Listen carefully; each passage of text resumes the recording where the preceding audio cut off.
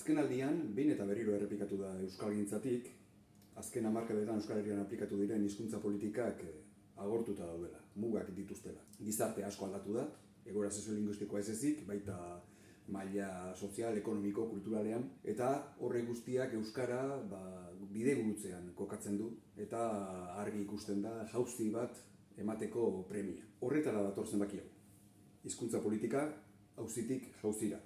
Orain arte egindakoaren balorazioa eta aurrera begirako proposamenak. Lehen artikuluan, Malen Dominguez eta Aizeo Otañok, Txillardegi Gogoetagunetik, hizkuntza politikaren premia azpimarratzen dute, eta euskara erabat auzi politikoa dela gogorazten dute.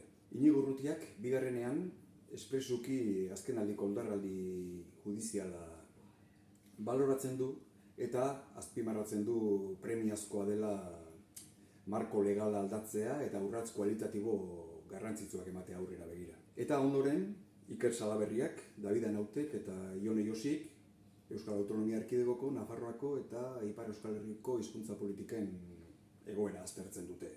Eta zenbaki izteko, hori bezala, egunen gurpilean atala. Maialen Akiztu kulturan, Joanes Igeregi glokalian eta kolaboratzaile berria, Zira Crespo, historia atalarekin. Eta kontrastala, Don Capistronek Bañolet filmari eskaini dio. Badakizu, poliki irakurri eta ondo bizi.